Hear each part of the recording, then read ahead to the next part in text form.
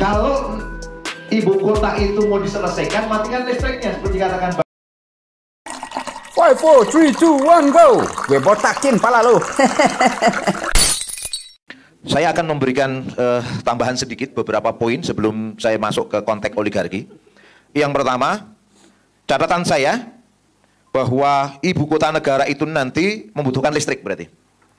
Listrik itu ternyata akan disuplai dari PLTA Sungai Kayan yang ada di Kaltara, yang kemarin beberapa waktu yang lalu sangat dibangga-banggakan Jokowi di pertemuan Glasgow di Inggris, bahwa ini adalah energi baru terbarukan. Tapi yang perlu kita catat adalah siapa yang memegang investasi di tempat itu. Itu yang harus menjadi penting buat kita, bahwa investasi besar di tempat dulu adalah dari China Power. Pertanyaannya, kalau ibu kota itu mau diselesaikan, matikan listriknya seperti katakan Bang Kozinudin tadi, selesai. China Power, dan ini yang menyampaikan langsung dari KSP Muldoko. Ya, clear. Silahkan di-searching, akan ketemu PLTA Sungai Kayan. Terus PLTA itu kerjasama dengan KPAU. PLTA Sungai Kayan. Baik, kemudian untuk memberikan info lagi, pertama, tahun 2019 Jokowi menyampaikan satu pidato penting kenegaraan, dan kata-kata yang saya catat penting di situ adalah, dengan ini saya mohon izin untuk memindahkan ibu kota negara kita ke Pulau Kalimantan. Tidak saya izinkan. Ya. Aneh yang saya katakan, konteks apa yang menyebabkan Jokowi kemudian mengatakan demikian? Apa landasannya mengatakan demikian? Apakah telah ada persetujuan antara eksekutif dan yudikatif untuk memindahkan ibu kota ke Kalimantan? Tidak ada. Ini juga pelanggaran hukum, Bang. Nambah hukum sama sampean nih ya. Nanti perlu dikuatkan lagi saya pikir. Kita bikin laporan lagi. Ya, begitu. Ini pelanggaran hukum berikutnya. Kemudian alasan-alasan yang disampaikan Pak Jokowi. Satu, alasan bencana yang sering menerpa Jakarta. Pertanyaannya, Jakarta sering banjir. Di sana sering banjir nggak? Sering banjir juga. Maksudnya pindah banjirnya di sana. Pindah banjirnya di sana, itu kan. Kemudian yang kedua, pemerataan pembangunan. Ini yang menarik. Data yang saya tulis langsung dari Indef, yang disampaikan langsung oleh Rizal Taufikur Rahman, Head of Center of Macroeconomic and Finance Indef. Dikatakan bahwa ada yang mengatakan bahwa waktu itu kenapa harus pindah ibu kota, karena Jawa itu lebih banyak mendapatkan PDB, sementara di sana lebih rendah. Ya, pemerataan apa yang akan dicapai di sana? Hasil penelitian dari Rizal Taufikur Rahman disampaikan di situ oleh Indef, bahwa pemindahan ibu kota ke Kalimantan itu dalam jangka pendek hanya akan meningkatkan pendapatan sekitar 0,02%. Dalam jangka pendek. Jangka panjangnya 0,00%, nggak ada perubahan sama sekali. Terus kemudian untuk Kalimantan Timur itu di data yang sampaikan Rizal Taufikur Rahman Indef, untuk khusus Kalimantan Timur itu paling hanya meningkatkan pendapatan sekitar 6,83% saja. Untuk jangka panjangnya hanya 4,58%. Nggak jauh beda. Cukup dengan membangun sarana prasarana pendidikan sana aja sudah cukup meningkatkan apa yang ada percepatan pembangunan yang ada di tempat itu. Ini yang menarik untuk kita baca. Kemudian alasan berikutnya, ketersediaan lahan. Nah, ini yang menarik. Kalau kita membaca ketersediaan lahan, Pak Jokowi menyampaikan bahwa pada waktu itu ada lahan 180.000 hektar katanya. Dan itu hak guna usaha. Pertanyaannya, siapa pemilik konsesi dari 180.000 hektar itu? Tadi sudah diungkap oleh Bung Ishak. Ya. Sukanto Tanoto, Hasim Joyadikusumo. Kartika Utama, sama yang kedua adalah PT yang dimiliki Sukanto Tanoto. Nah, ini clear kalau kita lihat. Yang menarik lagi, tahun 2019 itu meminta lahan sekitar 180 hektar, 180.000 hektar. Ternyata 2020 meningkat 256.142 hektar. Perluasan. Ternyata perluasan itu menambah beberapa perusahaan tambahan. Salah satu perusahaan yang terus jalan adalah PT Perkebunan Kaltim Utama 1 di utara Kecamatan Muara Jawa, kemudian PT Kutai Energi. Ya, yang ini adalah anak perusahaan dari PT Toba Sejahtera Group. Oh, biar dapat proyek PT Toba. Ya. Ini yang cukup menarik untuk kita baca. Tahun 2020 nambah luas lahan untuk menambah ini.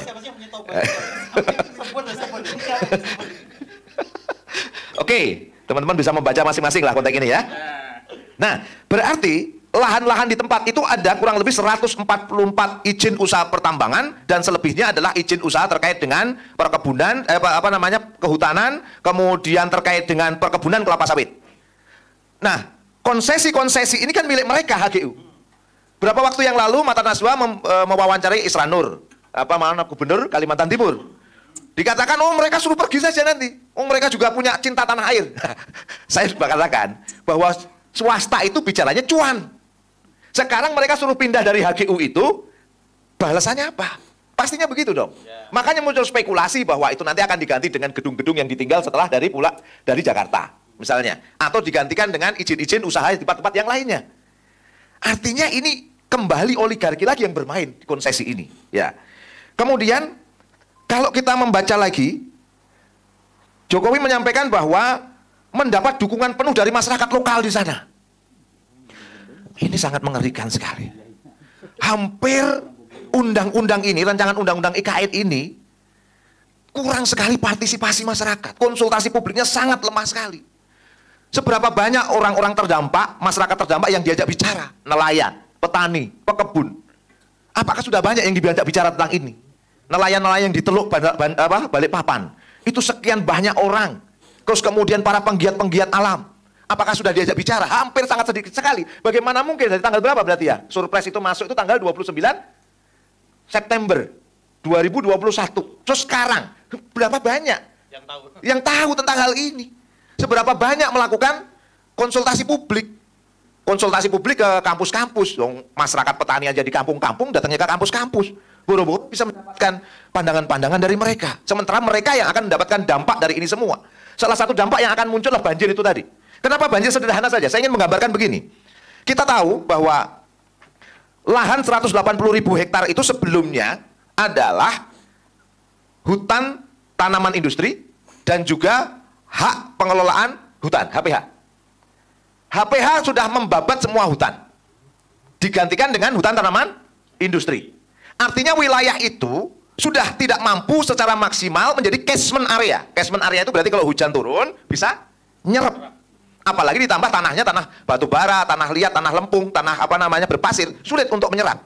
Sudahlah pohonnya berkurang, sudahlah kemudian diganti hutan tanaman yang serepannya kurang, itu sudah menyebabkan banjir hari ini. Belum ada ibu kota baru ya. Belum ada ibu kota baru sudah banjir. Gimana nanti kalau muncul ibu kota baru? Tentu banjir akan semakin mengulang. Ini yang sangat mengerikan sekali kalau kita baca dari sini. Nah, oleh karena itu, kalau kita baca konteks ini, maka siapa yang akan diuntungkan dari konteks ini? Pertanyaannya. Konsesi yang miliki hak guna usaha siapa? Kemudian yang kedua, proyek-proyek. Mulai dari proyek untuk pengadaan air, nanti proyek untuk pembangunannya, proyek-proyek yang lainnya. Termasuk juga nanti siapa yang akan dapat untung pelabuhan dari lalu lalang. Satu pintu saja. Satu pintu untuk lewat sampai ke calon ibu kota baru itu. Satu pintu saja, yaitu melewati apa yang disebut dengan Teluk Balikpapan. Dan yang punya pelabuhan itu hanya 2 tadi saja. Grupnya Hasim, grupnya Tanoto. Terus siapa sing untung kira-kira dapat pelabuhan yang enak gitu? Lalu lalang. Dia yang kuasai di situ. Ini yang cukup menarik untuk kita baca. Oke, kemudian kalau kita lanjut diskusi kita, selain proyek-proyek yang semakin ditambah, itu nanti juga muncul penunggang-penunggang gelap, saya mengatakan. Kenapa? Bayangkan, ibu kota baru tetapi memiliki 10 bagian-bagian yang di situ itu saya menganggap terlalu beban buat ibu kota baru. Ada smart city, ada kemudian wilayah agroindustri, ada wilayah lagi untuk industri energi baru terbarukan, motor listrik akan ada di situ. Terus kemudian nanti ada wilayah-wilayah yang isinya ada 10 area. Ibu kota yang jumlahnya hanya sekian hektar dibebani dengan 10 beban. Sekarang pertanyaannya, siapa yang meminta 10 tadi itu? Ini yang saya katakan kemungkinan ada penunggang-penunggang gelap. Tentu penunggang gelap bukan Rizky Awal. Bukan Bang Edi. Tetapi penunggang gelap ini sangat besar kemungkinan adalah oligarki. Oke. Kemudian yang keempat, itu adalah terkait dengan pendanaan. Pendanaan tadi sudah disampaikan, APBN paling hanya sekitar 89 triliun. Sementara kebutuhannya 466, kemungkinan akan meningkat 3 kali lipat. Pertanyaan, dari mana itu nanti akan diambil? Skema yang dibangun sekarang ini adalah skema namanya KPBU. Ya, ini yang menjadi pertanyaan banyak kalangan ini. Ya, kerjasama antara pemerintah dan badan usaha. Ini seperti konsep public-private partnership. Bagaimana kepentingan-kepentingan publik diserahkan kepada swasta. Pertanyaannya, ini nanti akan membebani APBN atau tidak? Ujungnya ya tetap harus yang bayar APBN. Ini yang menjadi pertanyaan. Apalagi kalau nanti sistemnya sewa di tempat itu. Bayangkan, pemerintah harus sewa gedung di tempat itu, sewa tempat di tempat itu. Di mana kedaulatan kita, kalau kita katakan tadi itu. Nah, inilah sistem oligarki. Pertanyaan kita, oligarki ini muncul dari konsep apa sebenarnya? Oligarki ini muncul dari konsep apa? Ini harus catat secara khusus. Oligarki itu muncul dari sebuah konsep yang bernama kapitalisme. Kapitalisme inilah yang sekarang sedang menggerogoti negeri ini dan seluruh dunia. Dan pola-pola kapitalisme ini sedang dilakukan juga di negeri ini. Jadi kalau negeri ini dikatakan negeri Pancasila, menurut saya tidak tepat. Negeri kapitalis menurut saya. Negeri ini negeri kapitalis yang akhirnya melahirkan oligark-oligark. Para kapitalis yang mengendalikan hukum, yang mengendalikan ekonomi, yang mengendalikan ibu kota. Itu persoalan. Nah, sistem ini rusak, saudara-saudara. Lahir dari sekularisme. Pemisahan agama dari kehidupan. Kenapa hari ini ada moderasi beragama misalnya? Itu sebenarnya untuk menutup-nutupi penjajahan kapitalisme oligark. Jadi saya katakan, moderasi beragama itu sekuler. Saya katakan, sekali lagi apa? Moderasi beragama itu apa? Sekuler. Untuk menutupi apa? Penjajahan kapitalisme oligark, saudara-saudara. Takbir. Apa yang saya katakan? Ganti rezim, ganti sistem. Apa sekali lagi saudara-saudara kalian? Ganti rezim, ganti sistem.